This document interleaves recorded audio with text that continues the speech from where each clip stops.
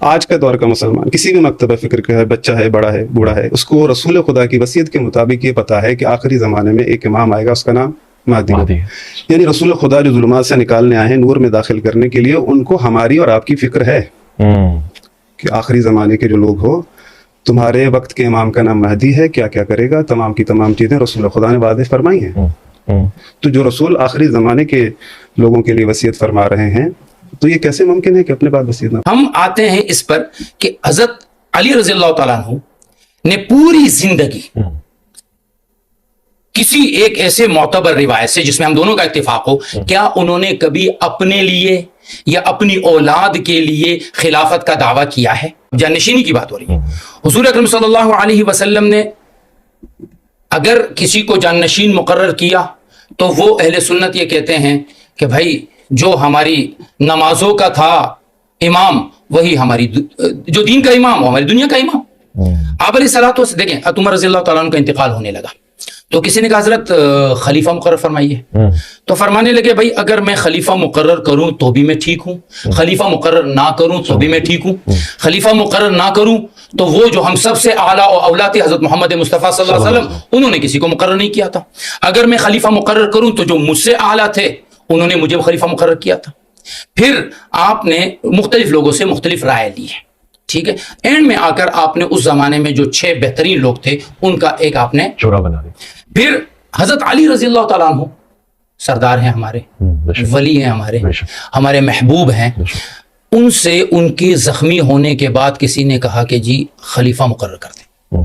اہل سنت والجماعت کے تمام مراجع اس بات پر متفق ہے کہ انہوں نے کسی کو اپنے بعد خلیفہ مقرر نہیں کیا۔ حسن رضی اللہ تعالیٰ عنہ کو ان کے بعد جب ان کی شہادت ہوئی، لوگوں نے حضرت حسن رضی اللہ تعالیٰ عنہ کو منتخب کیا۔ اب میں یہاں 2 منٹ لوں گا آپ کے۔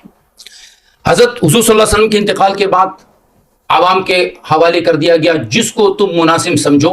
حضرت ابوبکر صدیق رضی اللہ تعالیٰ عنہ آخری عمر میں کہتے تھے یا لیتنی، کاش میں سقیفہ بنو ساعدہ میں ابو عبیدہ اور عمر میں سے کسی کو خلیفہ مقرر کرتا اور میں ان کا وزیر بنتا۔ دوسرا، خلیفہ کے ثوابدید پر ابوبکر رضی اللہ تعالیٰ نے حضرت عمر کو مقرر کیا۔ تیسرا پیٹرن، حضرت عمر رضی اللہ تعالیٰ نے اپنے بعد کیا کیا؟ شورا بنائی۔ چوتھا پیٹرن، عثمان رضی اللہ تعالیٰ نے کسی کو بھی خلیفہ مقرر نہیں کیا، علی نے کسی کو خلیفہ مقرر نہیں کیا۔ حسن رضی اللہ تعالیٰ عنہ نے جب دیکھا کہ امت بکھر رہی ہے، امت مطلب 4-5 سال میں آپ یوں سمجھے 50,000 سے زیادہ جانیں جا چکی تھی، جمل، صفین اور نہاوند وغیرہ میں جا چکی تھی، انہوں نے صلح کر کے ایک کو خلیفہ مقرر کر دیا۔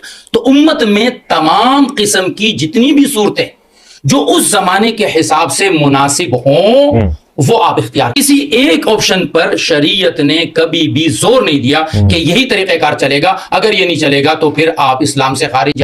ہر آدمی کہتا ہے میں سوا سیر، تو اس زمانے میں جب ہر آدمی سوا سیر ہوگا، آپ کو پتا ہے مہدی آئے گا، اب وہ مہدی اہل سنت والا ہو یا اہل تشیع ہوا، مہدی جب اٹھے گا سب سے پہلے اس کی مخالفت کوئی عیسائی، کوئی ہندو، کوئی یہودی نہیں کرے گا، سب سے پہلے مسلمانوں کا لشکر اٹھے گا اس مہدی کے مقابلے پر، اور اللہ کے نبی نے فرمایا کہ وہ ایک مقام پر آ کر زمین میں دس جائے گا۔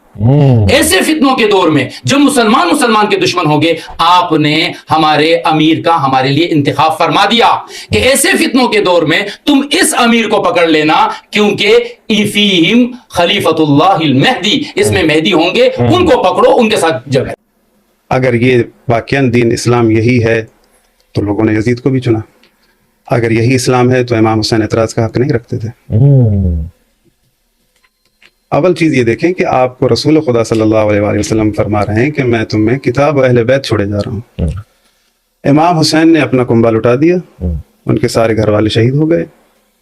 سوال یہ ہے کہ آپ کو ایک چیز میں آسان سی سمجھاؤں، ہمارا جو کانسیپٹ ہے اور کسی کا اپنا ایک نقطہ نظریہ ہے، اطیعوا اللہ و اطیعوا الرسول واولی الامر منکم، اطاعت کرو اللہ کی، اس کے رسول کی، اور جو تم۔ اچھا، ہم یہ کہتے ہیں کہ جس کی اطاعت اللہ واجب کرتا ہے وہ معصوم ہونا چاہیے، ٹھیک ہے۔ میں نے جو پڑھا ہے، جو کتابوں کے اندر جو پوچھا ہے، سوال کیا ہے علماء سے، میں سب کے ساتھ بیٹھتا ہوں کہ قبلہ اگر اولو الامر جو ہے آپ کو ظلم کرنے کا حکم دے، یا مثال کے طور پر آپ کو کوئی ایسا عمل کہے جو غیر شرعی ہو، تو انہوں نے جواب دیا کہ اگر وہ حق بات کہے تو اس کی پیروی کی جائے، اگر ناحق کہے تو اس کی پیروی نہ کی جائے۔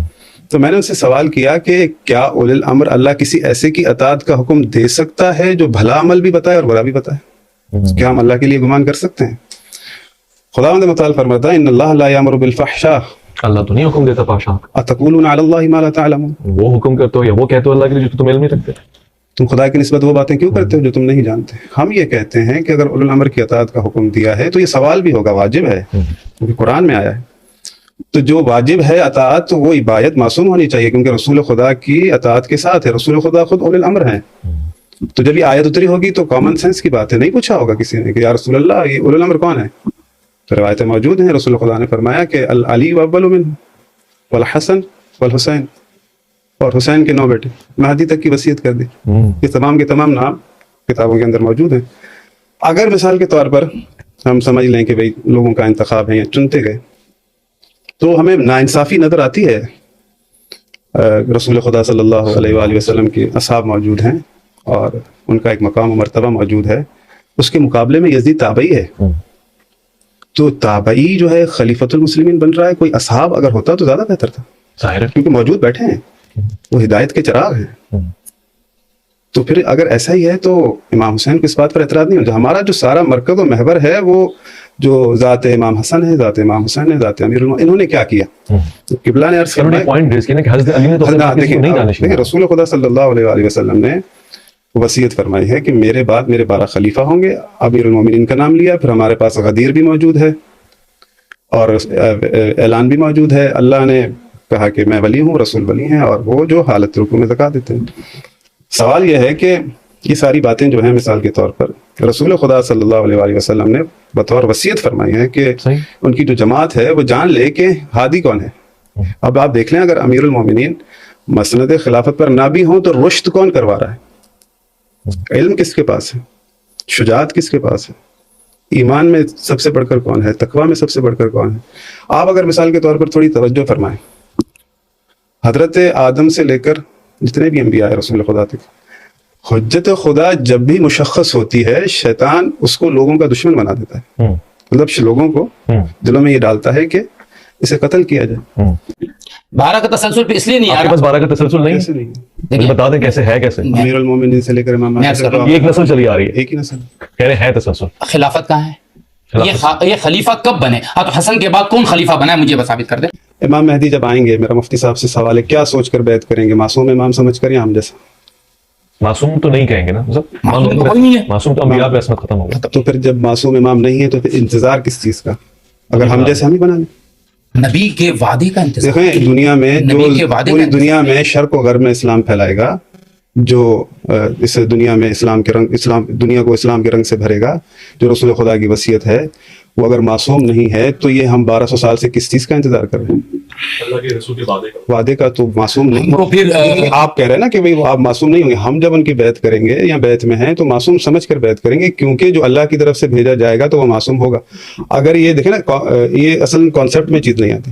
میں نے آپ کے سامنے جو ہے پہلے آیت پڑھی کہ اطیعوا اللہ واطیعوا الرسول واولی الامر منکم، کلیئر کٹ بات ہے کہ اللہ کبھی کسی ایسے کی اطاعت کا حکم دے ہی نہیں سکتا جو آپ کو ظلم کا حکم کرنے کا بھی دے اور آپ کو اچھی بات بھی بتائے۔ ولا ترکنوا الی الذین ظلموا فتمسکم النار وما لکم من دون اللہ من اولیاء ثم لا تنصرون، خبردار کبھی ظالم کی طرف مائل بھی نہ ہونا۔ اگر تم ظالم کی طرف مائل ہو گئے تو بغیر حساب کتاب کے تمہیں جہنم میں ڈال دیا جائے گا۔ تو ظالم اگر مثال کے طور پر اگر بیٹھ جائے، حاکم بن جائے، تو میں کہوں کہ رسول اللہ کا خلیفہ ہے۔ اگر آپ کے پاس یہاں کوئی نیا مسلمان آتا ہے، آپ اس کو یہ دین بتائیں گے